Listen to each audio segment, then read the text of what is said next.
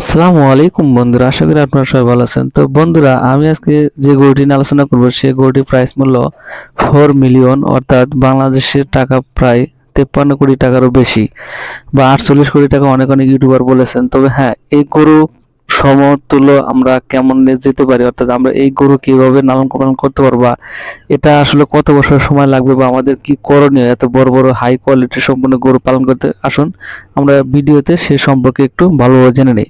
তো বন্ধুরা, আসলে বর্তমানে যে গরুটি দেখতে পাচ্ছেন সেই গরুটি সম্পর্কে আগে জেনে নেই। এটি হচ্ছে ভিয়েতিনা 19। আপনারা যে কোনো ওয়েবসাইট বা ইউটিউব প্ল্যাটফর্ম, যে কোনো প্ল্যাটফর্মে সার্চ দিলে পেয়ে যাবেন ভিয়েতিনা 19। এই 19 গরুটি হচ্ছে ব্রাজিলিয়ান গরু, আর এই ব্রাজিলিয়ান গরুটি বিক্রি হয়েছিল এত উচ্চ হাই মূল্যের। আর এই উচ্চ হাই মূল্যে বিক্রির কারণ হচ্ছে যে আসলে গরুটি দেখতে যেরকম চমৎকার, গরুটি ওয়েট ছিল সেই ওই স্বজাতীয়দের ভিতরে, প্রাপ্তবয়স্কদের ভিতরে সবচাইতে বেশি ভারী এবং সবচাইতে সৌন্দর্য অধিকারী। আসলে এই গরুগুলা বাচ্চা হোক, গাভী হোক বা ষাঁড় গরু হোক, সবগুলাই দেখতে আসলে অমায়িক লাগে, কারণ ধবধবে সাদা আর শিং কালো ছোট আকারের, এবং তাদের যে গঠন আকৃতি সেটা দেখতে কিন্তু অমায়িক, যা আসলে ভোলার মতো নয়। আসলে আমরা যে বাংলাদেশে গরু পালন করি সেগুলোও কিন্তু দেশি গরু, যেগুলো ভালো হাই কোয়ালিটি সম্পন্ন ভালো ভালো ফার্ম পালন করা হয়, দেখতে কিন্তু আসলে কোনো গরুর কাঠিনী অপছন্দ করার মতো নয়। তবে হ্যাঁ, এই গরুটি হচ্ছে একটু ব্যতিক্রম ধর্মী, যে যার শরীরটি একটু মানে বিড়ালের মতো নরম তুলতুলে শরীর, এবং তাদের সুঠাম দেহের অধিকারী। তো এখন এখন একটি কথা হচ্ছে যে আসলে আমরা কি কখনো এর ধরনের গরু কি মানে পালন করতে পারবো কিনা, বা এত হাই উচ্চ মূল্যের গরুর সম্মুখীন আমরা দেখা পাবো কিনা। হ্যাঁ বন্ধুরা, এর উত্তরে আমি যা বলবো সেটা হচ্ছে যে আমরা অবশ্যই এরকম গরু পালন করতে সক্ষম হবো। কিভাবে সক্ষম হবো? যে তারা আমেরিকা, ব্রাজিল বা অস্ট্রেলিয়া যেভাবে গরু লালন পালন করে, তো যাদের যে প্রসেস, আমাদেরকে একটু সেই প্রসেস অবলম্বন করতে হবে। যেরকম যে এই গরুটি কিন্তু বিক্রি হয়েছিল নিলামে, আর বিদেশি রাষ্ট্রে প্রায় এই দেখুন নিলামে এই গরুটি উঠিয়েছিল।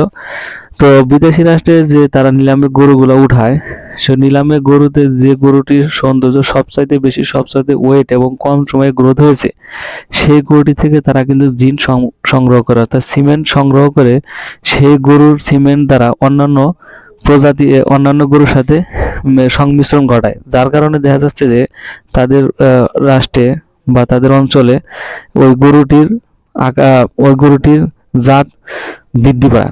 জাত বৃদ্ধি পাওয়ার কারণে তারা ওই সকল গরু থেকে আরো গবেষণা করে আরো হাই কোয়ালিটি সম্পন্ন নিয়ে যায়। ভিয়েতিনা 19 কিন্তু এমনি এমনি আসেনি, এমনি এমনি এত দূর হয়নি, এর পিছনে আছে অনেক পরিশ্রম। কিন্তু আমরা যখন দেখি যে গ্রিনেট অল্ট হাউস যে গরুর সবচাইতে দামি গরু ভিয়েতিনা 19, এটা আমরা কিন্তু সহজে পড়ে ফেলি, কিন্তু আসলে এর পিছনে যে কতটা শ্রম দিতে হয়েছে, কতটা খাটাখাটনি করতে হয়েছে, সেটা কিন্তু আমাদের সবারই কিন্তু অজানা। তো কথা হচ্ছে যে আমরা যারা বাংলাদেশে খামারে আছি, তো সবাই সবাইকে সহযোগিতা করতে হবে। এখন আমার খামার আছে, বড় খামার, আমার একটা ভালো জাতের গরু আছে, আমি সেটার সিমেন্টের দাম আমি উচ্চ হাই মূল্য দিয়ে রাখলাম, এটা কিন্তু হবে না। এভাবে কিন্তু কেউ কোনো রাষ্ট্র খামারি বা কোনো মানে হাই কোয়ালিটি সম্পন্ন বা উচ্চ আকাঙ্ক্ষা আমরা করতে পারি না।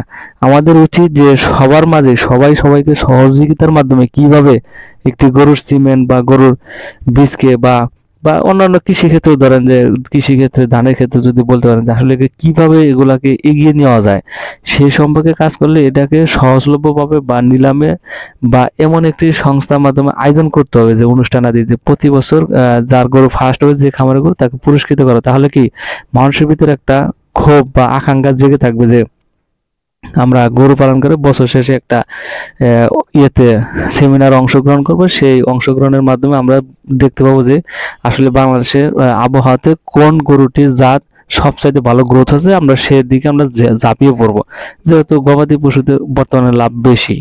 তো বন্ধুরা, এই সম্পর্কে আরো সামনে আলোচনা করব। আমার এই যুক্তি যদি ভালো লাগে তো অবশ্যই ভিডিওটি সম্পূর্ণ দেখাতে আমাদের অনেক ধন্যবাদ। তো অবশ্যই চ্যানেলটি সাবস্ক্রাইব করে পাশে থাকবেন। আসসালামু আলাইকুম।